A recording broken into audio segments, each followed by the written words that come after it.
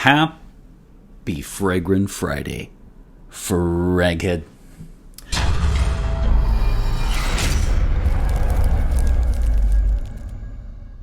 Hey everybody, this is Ben here at That Cologne Guy, coming at you with a new review. How are you doing? I hope you are doing well, my friends. Happy Fragrant Friday, and I hope you have a wonderful weekend. As I said, my name is Ben. This is That Cologne Guy, and I bring you new content every single Friday. Don't forget to like, comment, and subscribe. And if you like the content, make sure you send it on to your friends. And the bottom line is it really helps if you comment and leave a message exactly when your dog is trying to make her bed for the last 10 minutes. I'm going to keep filming because it's going to happen again. Okay, so let's just roll with it. You've seen the title and the description, so you know I am checking out none other than Ambassador Intense EDP by Gisada.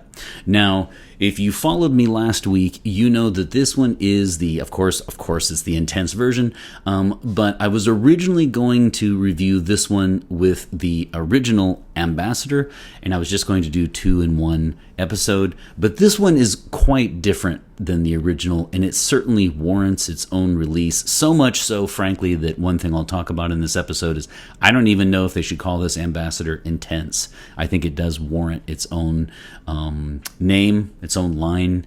I don't know that it's that similar to the original Ambassador. So the bottom line is this one is not just the intense version of the original.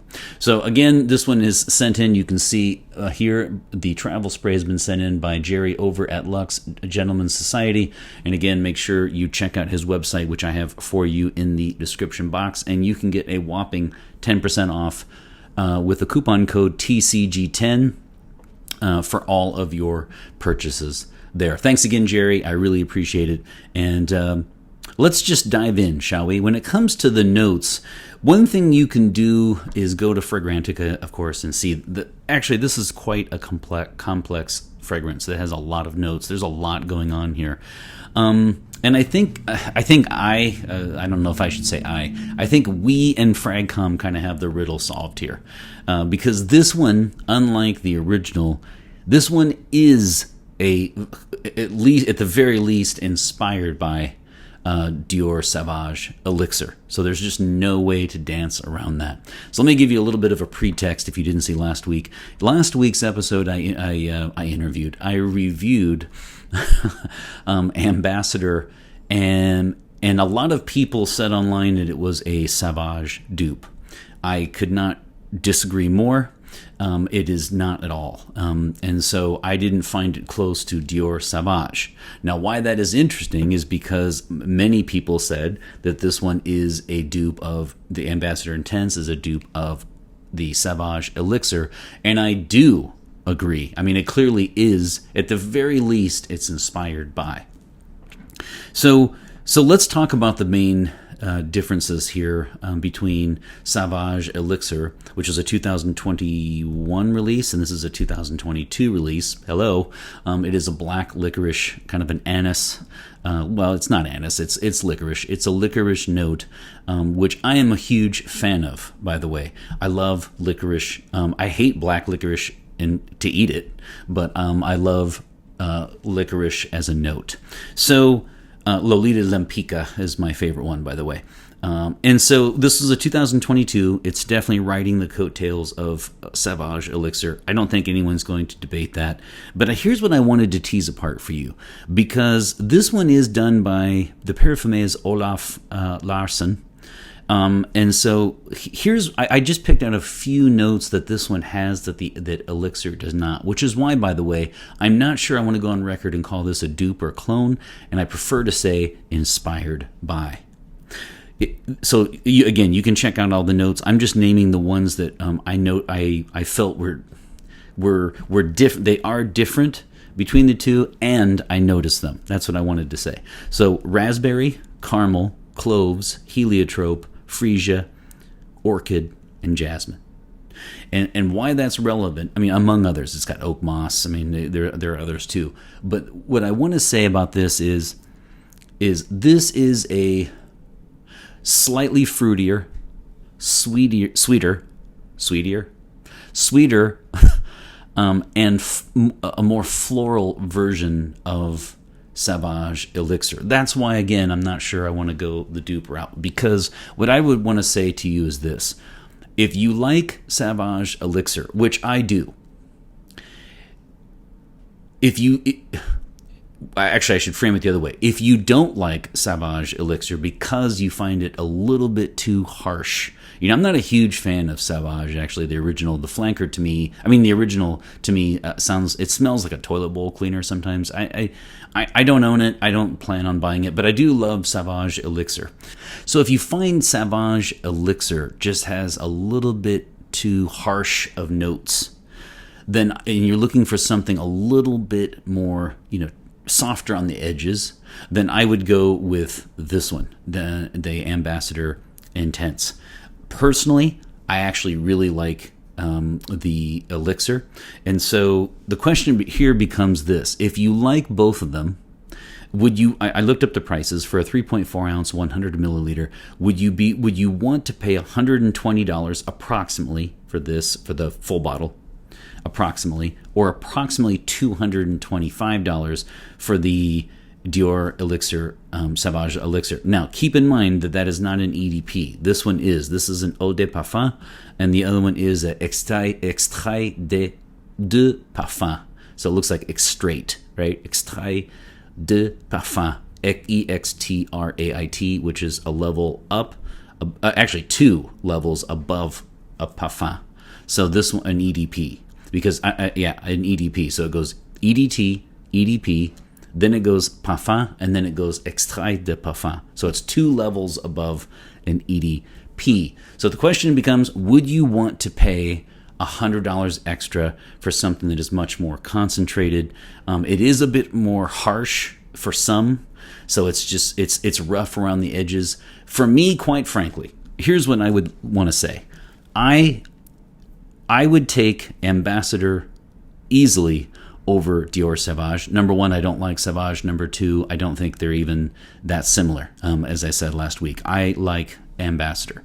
This one I think I am reversed, because the Gisada Ambassador Intense EDP is wonderful. It's definitely a soft, and it's got a lot of notes that I like: caramel, cloves, heliotrope, raspberry. It has a lot of the notes that I really like, besides the notes that they share. But I'm okay with actually Elixir being a little bit harsher. If I had to choose between the two, I know it's $100 difference, but I would, just in full transparency, I would probably go Elixir, because I feel like the licorice note really packs a punch there. It is a more linear scent to me, though, than this one. This is highly complex. So again, it's not so much of a dupe or a clone. It really comes down to what do you want. If you want something that's really, smash mouth, in your face, no holds barred, black licorice,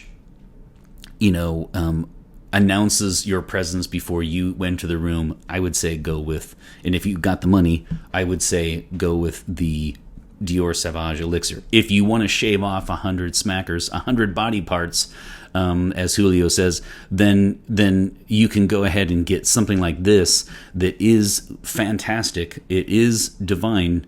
It's just a little tiny bit soft around.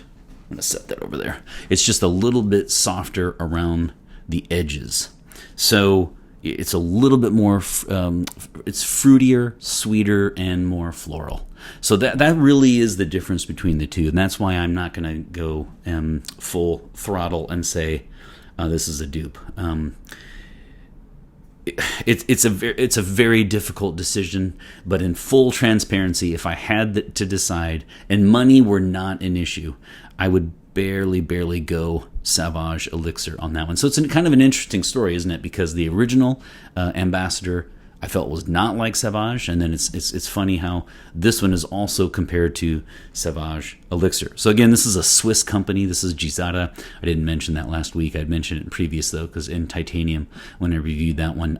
It's a newer house, and what's interesting to me is sometimes these guys are really a great house. They're going to be successful, no doubt. The only thing that does intrigue me, though, is that sometimes they'll have fragrances that smell like others, but they're in the same ballpark money wise at the price point, and that is a little surprising for me. But in this case, I mean, can you say $100 differences in the same ballpark? Probably not for most people, but in FragCom, that really isn't a huge jump. So it all depends on what you want. So those are the notes. Now let's get down to the categories. When it comes to the projection, longevity, and sillage, this is par for course in a wonderful way for EDP. So for an eau de parfum, this one functions just like one. So there's just all good news when it comes to performance. You will get 8 to 10 hours. Again, though, keep in mind, for me, if it's closer to 8, that's because I come in and out of the outdoors. A lot of you do not. If you just apply and get into your car and walk from your car parked in the parking lot to your job and stay there, then you will definitely get 10 plus. So projections stays 1 foot or 1 meter or 3 feet distance from the body for about 6 to 8 hours, and then it does get a little bit closer. So this is one that is this would be great, if you were in sales or if you worked in an open area and worked with a lot of different people. I think this one would be good. Now, I can't really say compliment getter because I actually got a few compliments on Ambassador. I did not get any on Ambassador Intense, but who knows? Maybe it's just a coinky dink, as they say. And then sillage coming in out of rooms, leaving a scent trail, you will get picked up. I mean, I think it would be, 3 to 5 hours that you would get something picked up. I could see how someone would say you smell very nice.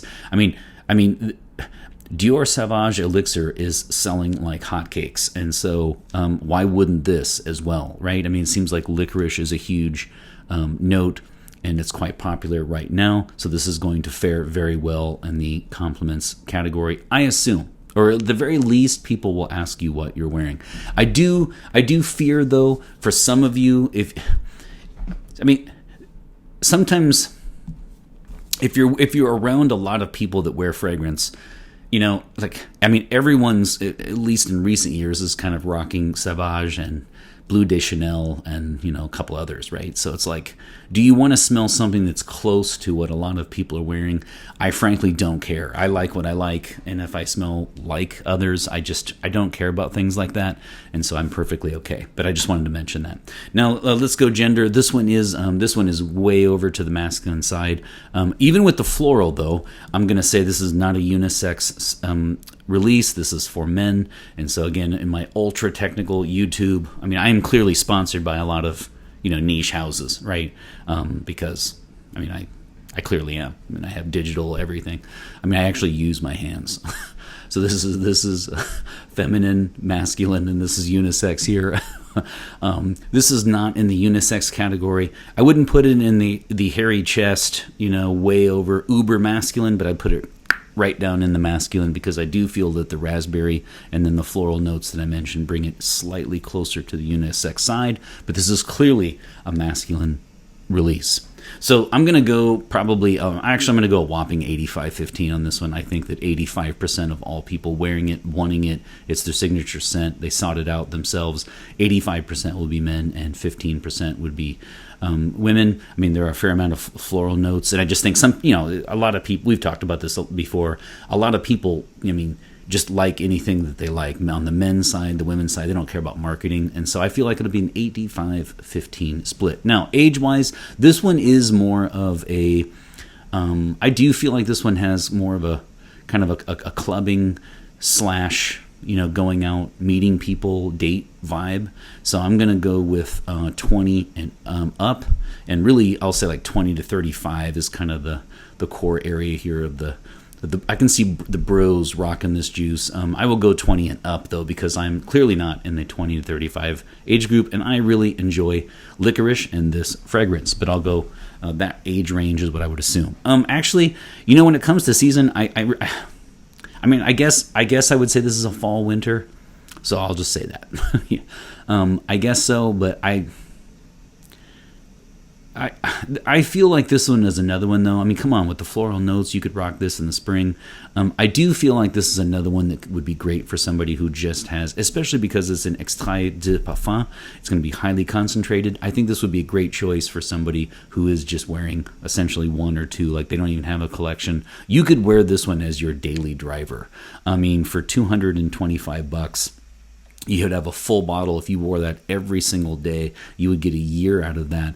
And I do think that this could be worn easily in any climate. So, I mean, I know reviewers usually go seasons, but this is another one that for me, I think it just kind of falls out of that. And I think it's an everyday kind of fragrance because it just smells that good. Okay, so versatility for me is another one. It's just off the charts. This is another one that I've reviewed many fragrances recently which, like, unlike things like Encre Noire, where you just totally associate with a certain, date night or a certain season. It's very clear. It's very delineated, excuse me.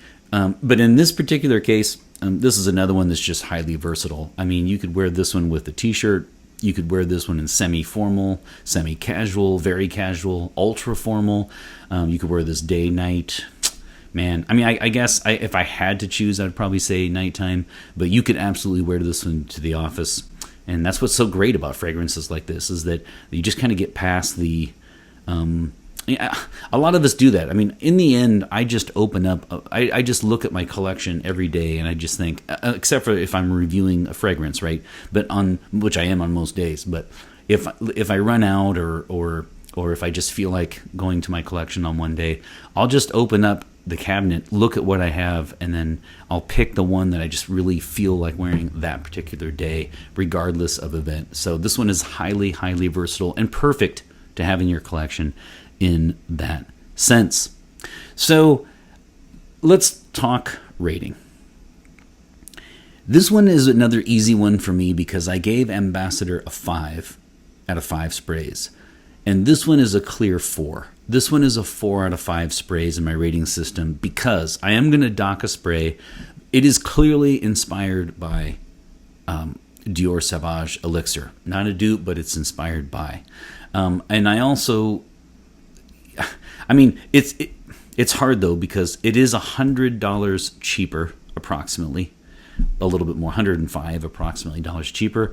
But I do feel that it's close enough, that if you like Elixir, I feel like you are going to spend the extra $100 to get it. So, and then I'm also going to consider, that's the one issue. But the second issue that I considered when I docked a spray was the fact that this one I feel merits its own release. I understand that a lot of people feel like the original is a copy of Dior Sauvage, and then this flanker is the copy of the Dior Sauvage flanker. So I get what they're trying to do here. I just don't agree with it, and I just don't think that this one is similar to Ambassador, and I would have liked to have seen this one have its own release, its own line, because I do think that Licorice deserves that. Or at least don't call it intense, because it's not it's not really an intense. They're both EDPs, so it's not really an intense version of Ambassador, isn't it? There's no mango, and so it's a little quirky in that sense. I would have given it its own release. So for those two reasons, the fact that it's a little too close to Elixir, and the fact that it needs a new name, I am going to dock a spray. So I'm going to give 4 out of 5 sprays for Gisada Ambassador Intense EDP, one that I really, really like. And I'm very happy that the Licorice is getting the recognition it deserves. And then also, I mean, when I say it's a close call between this one and Elixir, I mean it's a really close call, because I just love Elixir. But and this one was the one, by the way, that when we were on a trip once, we got an Uber driver, and it was like an SUV limo, and his name was David from Bulgaria. And I asked that guy, I was like, what are you wearing? Because that was an amazing fragrance, and that was That one is the Dior Sauvage Elixir, which was amazing. So I was moved to ask him what he was wearing, and I made a note of it. I really like that one a lot. So I'm barely going to choose that one, but don't think I don't like this one, because when it comes to licorice, and then when you add the raspberry, the caramel, the cloves, the heliotrope, and on down the line, you just get something that really smooths out the edges. And I think that's what Olaf Larsen had in mind when he smelled Elixir. Of course, he's not part of that, but I just mean, I bet he said to himself, what we need is a fragrance that just kind of smooths out the rough edges, and he has done that successfully here. So for those reasons, 4 out of 5 sprays, 1 on each wrist and 1 on each side of the neck for this 2022 release.